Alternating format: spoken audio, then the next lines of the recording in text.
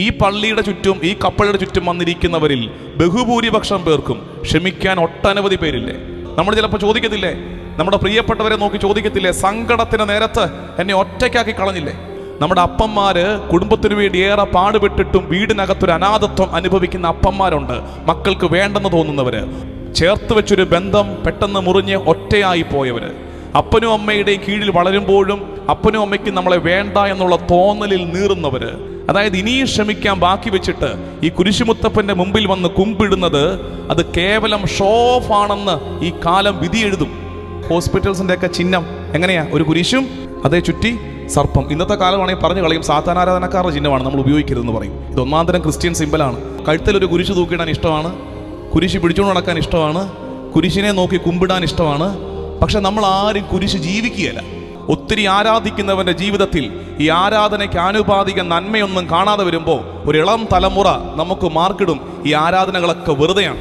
ഈ കെട്ടകാലത്ത് അനുസരണത്തെ അടിമത്തമായി വ്യാഖ്യാനിക്കുന്ന ഒരു കാലത്ത്, അത് എവിടെയാണെങ്കിലും, അത് സമൂഹത്തിലാണെങ്കിലും സഭയിലാണെങ്കിലും കുടുംബത്തിലാണെങ്കിലും, കലഹം വെച്ചോണ്ട്, വെറുപ്പ് വെച്ചോണ്ട്, പക വെച്ചോണ്ട് ഈ തിരുനാൾ ആഘോഷിക്കരുത്.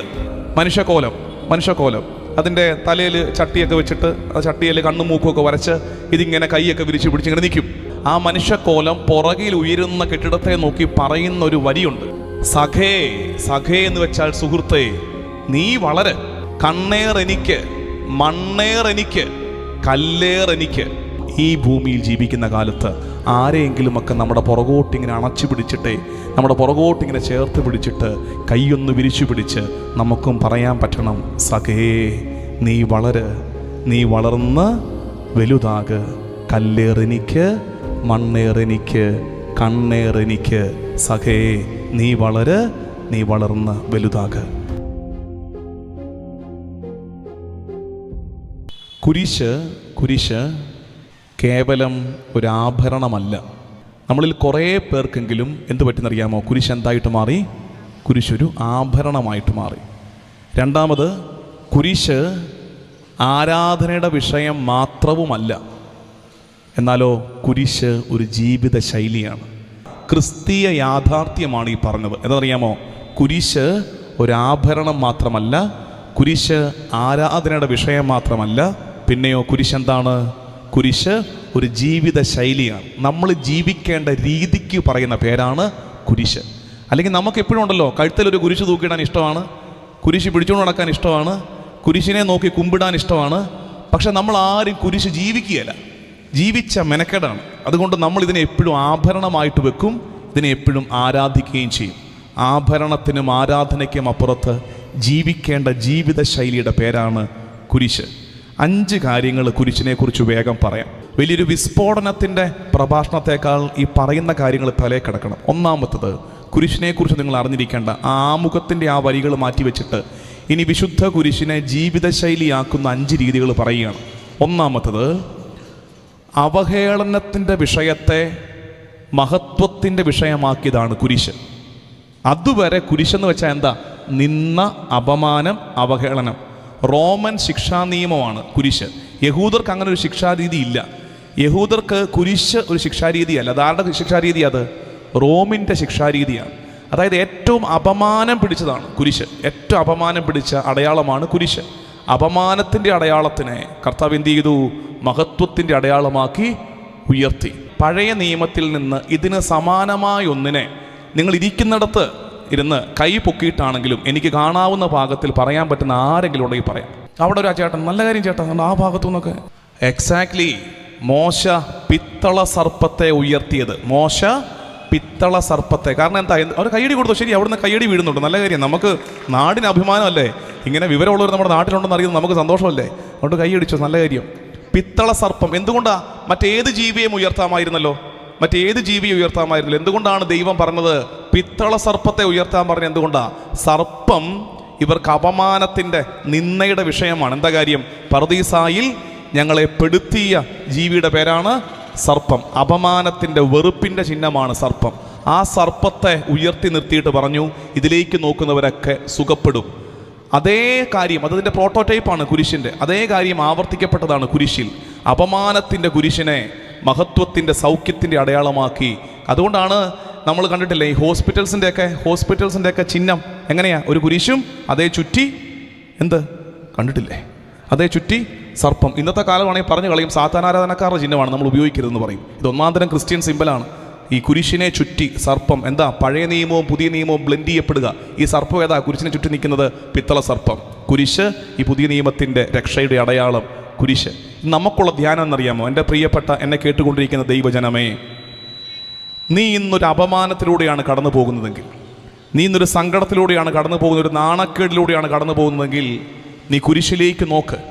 കുരിശോളം അപമാനിക്കപ്പെട്ട ഒന്നിനെ കർത്താവ് മഹത്വത്തിൻ്റെ ചിഹ്നമായി ഉയർത്തിയെങ്കിൽ ഇന്നത്തെ നിന്റെ സങ്കടങ്ങളെ, നിന്റെ അപമാന ഭാരത്തെ, നിന്റെ മാനക്കേടിനെ മാറ്റി മഹത്വത്തിൻ്റെ അടയാളമായി നിന്നെ ഉയർത്താൻ കർത്താവിന് പറ്റും. കുരിശ് പഠിപ്പിക്കുന്ന പാഠം അതാണ്. കുരിശിനെ, നിന്നാപമാനത്തിൻ്റെ വിഷയത്തിനെ മഹത്വത്തിൻ്റെ അടയാളമാക്കി മാറ്റാൻ കർത്താവിന് പറ്റുമെങ്കിൽ ഇന്നു നീ കടന്നു പോകുന്ന സങ്കടത്തെ, കണ്ണീരിനെ പുഞ്ചിരിയാക്കിയും മഹത്വമാക്കിയും മാറ്റാൻ കർത്താവിന് പറ്റും. കുരിശ് അപമാനത്തിൻ്റെ വിഷയത്തെ മഹത്വമാക്കി കർത്താവ് മാറ്റിയതാണ് കുരിശ്. 5 ശൈലികളാണ്, ജീവിത ശൈലിയാണ് നമ്മൾ പറഞ്ഞു. കുരിശ് ജീവിക്കേണ്ട ശൈലി. 1, കുരിശ് എന്താണ്? അപമാനത്തെ മഹത്വത്തിൻ്റെ അടയാളമാക്കി അപമാനത്തെ. 2, കുരിശ് പഠിപ്പിക്കുന്ന പാഠം എന്തെന്നറിയാമോ? ഇതൊരല്പം കഷ്ടപ്പാട് പിടിച്ച പാഠമാണ്. കുരിശ് പഠിപ്പിക്കുന്ന പാഠം ക്ഷമയുടെ പാഠമാണ്. കുരിശ് പഠിപ്പിക്കുന്ന പാഠം ക്ഷമയുടെ പാഠമാണ്. ഫോർഗീവ്, ക്ഷമിക്ക്, പോട്ടെന്ന് വെക്കുക. കാരണം കുരിശെ കടന്നുകൊണ്ട് അവൻ പറഞ്ഞു, അവർ ചെയ്യുന്നതെന്ന് അവർ അറിയുന്നില്ല, അവരോട് ക്ഷമിക്കണമേ. കുരിശിലേക്ക് നോക്കുമ്പോഴൊക്കെ കുരിശ് നമ്മളെ വെല്ലുവിളിക്കുക. എടാ, കുരിശിലേക്ക് നീ നോക്കിക്കൊണ്ടിരിക്കാതെ, ആരാധിച്ചുകൊണ്ടിരിക്കാതെ കുരിശിൻ്റെ ശൈലിയെ കോപ്പി പേസ്റ്റ് ചെയ്യടാ. അതെന്താണെന്നറിയാമോ? ക്ഷമിക്ക്. ഈ പള്ളിയുടെ ചുറ്റും, ഈ കപ്പലുടെ ചുറ്റും വന്നിരിക്കുന്നവരിൽ ബഹുഭൂരിപക്ഷം പേർക്കും ക്ഷമിക്കാൻ ഒട്ടനവധി പേരില്ലേ? പ്രാർത്ഥനയൊക്കെ നല്ലതാ. മെഴുകുതിരി മുട്ടക്കാട്ടം വലുപ്പത്തിൽ മെഴുകുതിരി കത്തിക്കും. എന്നാൽ കൂടപ്പുറപ്പിനോട് മിണ്ടിയിട്ട് കാലം കുറയായി. പള്ളി വന്ന് കൈവിരിച്ച് പിടിക്കുന്ന കണ്ടാൽ അടുത്തിരിക്കുന്നവരുടെ കഴുത്തും കൂടെ പിടിച്ച് പൊക്കുമെന്ന് തോന്നും. അതുപോലാണ് കൈവിരിച്ച് പിടിക്കുന്നത്. താണ് മണങ്ങുന്ന കണ്ടാൽ കയറ്റുപായം കൂടെ കടിച്ചുകൊണ്ട് പോരുമോന്ന് തോന്നും. അതുപോലാണ് അവിടെ പ്രകടനം. പക്ഷെ കൂടപ്പുറപ്പിനോട് മിണ്ടിയിട്ട് 8-10 വർഷമായി, അങ്ങോട്ടും ഇങ്ങോട്ടും വീട്ടിൽ കയറിയിട്ട് കാലം കുറയായി. പണ്ടങ്ങാണ്ട് വീതം വെച്ചതിൻ്റെ സ്വത്തിൻ്റെ തർക്കം ഇപ്പോഴും നടത്തിക്കൊണ്ടിരിക്കുകയാണ്. ക്ഷമിക്ക്. കുരിശ് നിന്നെ ക്ഷമിക്കാൻ നിർബന്ധിക്കുന്നു. അതായത് ഇനിയും ക്ഷമിക്കാൻ ബാക്കി വെച്ചിട്ട് ഈ കുരിശുമുത്തപ്പൻ്റെ മുമ്പിൽ വന്ന് കുമ്പിടുന്നത് അത് കേവലം ഷോ ഓഫ് ആണെന്ന് ഈ കാലം വിധി എഴുതും. നമ്മുടെ ആരാധനകൾ ജീവിതത്തിലേക്ക് വരാതെ പോകുന്നത് കൊണ്ടാണ് നമ്മുടെ കുഞ്ഞുങ്ങൾക്ക് ഇതിനോടൊക്കെ മടുപ്പാകുന്നത്. ഒത്തിരി ആരാധിക്കുന്നവൻ്റെ ജീവിതത്തിൽ ഈ ആരാധനയ്ക്ക് ആനുപാതിക നന്മയൊന്നും കാണാതെ വരുമ്പോൾ ഒരു ഇളം തലമുറ നമുക്ക് മാർക്കിടും, ഈ ആരാധനകളൊക്കെ വെറുതെയാണ്, ഇതൊന്നും ഇവരുടെ ജീവിതത്തെ ബാധിക്കുന്നില്ല. കുരിശ് ക്ഷമിക്കാനുള്ള പ്രചോദനം തരുന്നുണ്ട്, ക്ഷമിക്കാനുള്ള ആഹ്വാനം തരുന്നുണ്ട്. 1, കുരിശ് അപമാനത്തെ മഹത്വമാക്കി മാറ്റുന്നെങ്കിൽ 2, കുരിശ് നിന്നെ ക്ഷമിക്കാൻ വെല്ലുവിളിക്കുന്നു. 3, കുരിശ് പഠിപ്പിക്കുന്ന 3-ാമത്തെ പാഠം എന്തെന്നറിയാമോ? 3-ാമത്തെ പാഠം അനുസരണത്തിൻ്റെ പാഠമാണ്. അനുസരണം. അനുസരിച്ചാണ് ഒരാൾ കുരിശോളം എത്തിയത്. അനുസരിച്ച് അപ്പൻ്റെ തിരുഹിതത്തോട് അനുസരണം പ്രഖ്യാപിച്ച് പുത്രൻ കുരിശോളം എത്തിയതാ. ഈ കെട്ടകാലത്ത് അനുസരണത്തെ അടിമത്തമായി വ്യാഖ്യാനിക്കുന്ന ഒരു കാലത്ത്, അത് എവിടെയാണെങ്കിലും, അത് സമൂഹത്തിലാണെങ്കിലും സഭയിലാണെങ്കിലും കുടുംബത്തിലാണെങ്കിലും അനുസരണത്തെ അടിമത്തമായി വ്യാഖ്യാനിക്കുന്ന ഒരു കാലത്ത് കുരിശ് പറയുന്നു, ഇത് അനുസരണത്തിൻ്റെ കുരിശാണ്. അപ്പൻ്റെ തിരുഹിതത്തോട് മകൻ അനുസരണം പ്രഖ്യാപിച്ചതിൻ്റെ കുരിശിനെ നോക്കി നിന്ന് ആരാധിക്കുന്നവർ ആ അനുസരണത്തെ ജീവിതത്തിലേക്ക് പകർത്താൻ പറ്റുന്നില്ലെങ്കിൽ ഈ ആരാധന അർത്ഥരഹിതമായിട്ട് മാറും. അനുസരണത്തിൻ്റെ പാഠം പഠിപ്പിക്കുന്നുണ്ട്. അനുസരിച്ച് അവൻ കുരിശോളം നുറുങ്ങി, കുരിശോളം തകർക്കപ്പെട്ടു. അതുകൊണ്ട് കർത്താവിൻ്റെ അനുസരണത്തിൻ്റെ പാഠത്തെ കുരിശിൽ നിന്ന് പഠിക്കാം. 4, കുരിശ് ഒറ്റയായി പോകുന്ന ഇടമാണ്.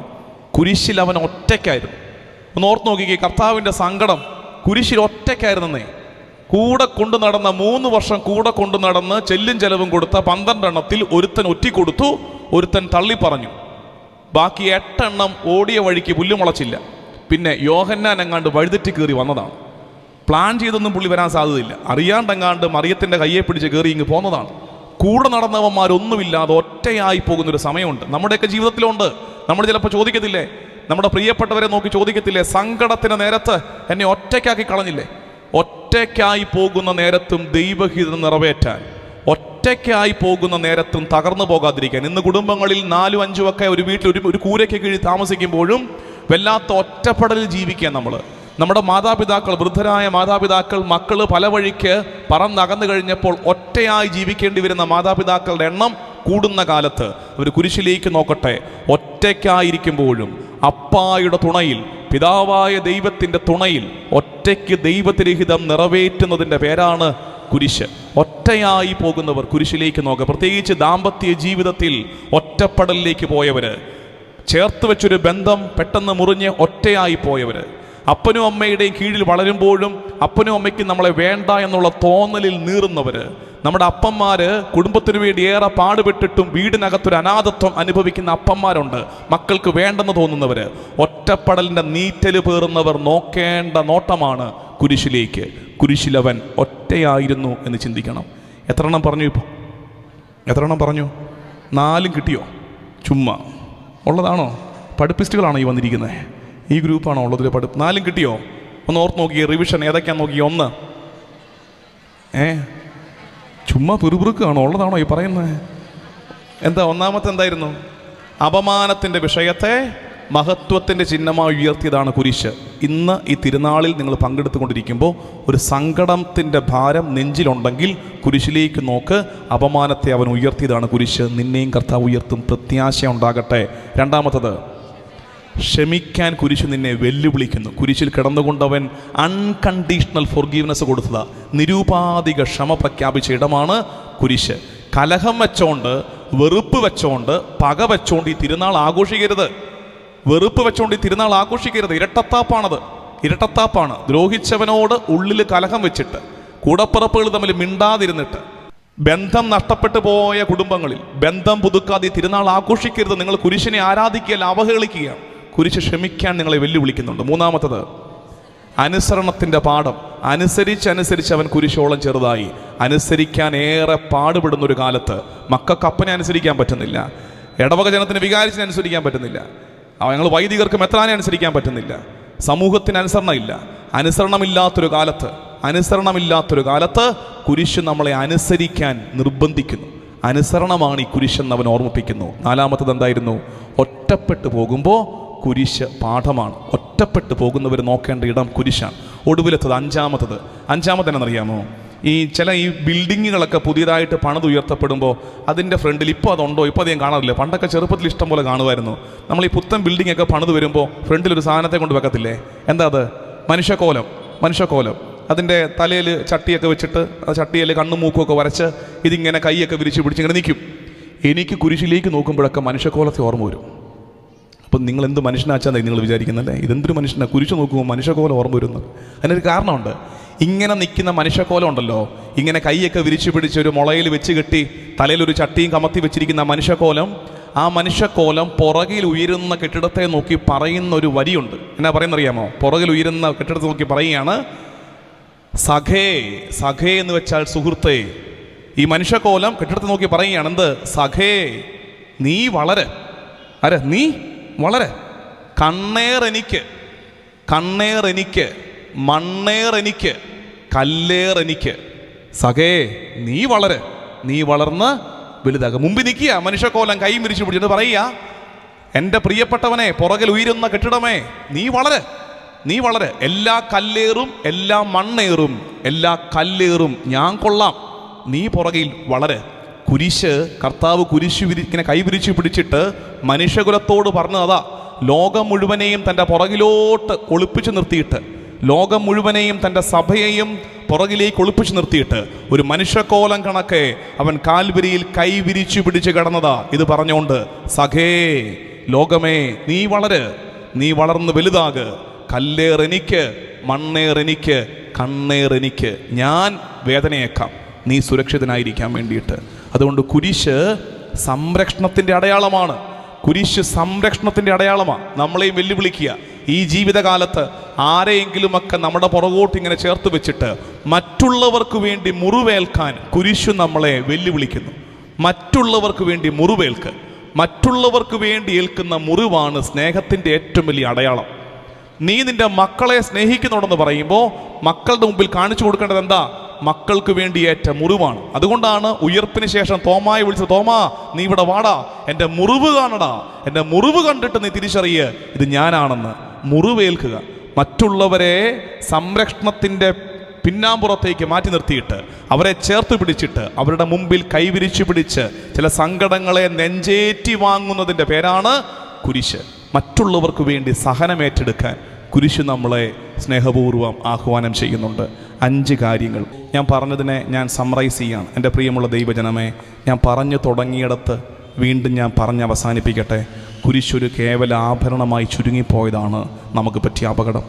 കുരിശിനെ കഴുത്തിലിടേണ്ട, കയ്യിൽ പിടിക്കേണ്ട ഒരു കേവല ആഭരണമാക്കി നമ്മൾ കളഞ്ഞു. 2, കുരിശിനെ നമ്മൾ ആരാധനയുടെ വിഷയം മാത്രമാക്കി ചുരുക്കി, എന്നിട്ട് അതിൻ്റെ പേരിൽ അടിയും വെച്ചു. കുരിശ് ആഭരണവും ആരാധന വിഷയവുമല്ല. അതിനു മുകളിൽ കുരിശ് എന്താണ്? കുരിശ് ജീവിക്കേണ്ട ജീവിത രീതിയുടെ പേരാണ്. 5 ജീവിത ശൈലികൾ. ഒന്നാമത്തത്, ഒന്നുകൂടെ റിവിഷൻ ടൈം. ഒന്നാമത്തത്, കുരിശ് അപമാനത്തെ ഉയർത്തിയതാണ് കുരിശ്. 2, ക്ഷമിക്കാൻ വെല്ലുവിളിക്കുന്നുണ്ട് കുരിശ്. 3, അനുസരിക്കാൻ നമ്മളെ ഓർമ്മിപ്പിക്കുന്നുണ്ട് കുരിശ്. 4, ഒറ്റപ്പെടലിൽ ബലമാകുന്നുണ്ട് കുരിശ്. 5, സംരക്ഷണത്തിൻ്റെ അടയാളമാണ് കുരിശ്. നമുക്കും ഈ ഭൂമിയിൽ ജീവിക്കുന്ന കാലത്ത് ആരെയെങ്കിലുമൊക്കെ നമ്മുടെ പുറകോട്ടിങ്ങനെ അണച്ചു പിടിച്ചിട്ടേ, നമ്മുടെ പുറകോട്ടിങ്ങനെ ചേർത്ത് പിടിച്ചിട്ട് കൈയൊന്ന് വിരിച്ചു പിടിച്ച് നമുക്കും പറയാൻ പറ്റണം, സഖേ നീ വളർന്ന് വലുതാക്, കല്ലേറെനിക്ക്, മണ്ണേറെനിക്ക്, കണ്ണേറെനിക്ക്, സഖേ നീ വളർന്ന് വലുതാക്. ദൈവനാമത്തിന് മഹത്വമുണ്ടാകട്ടെ. ആമേൻ.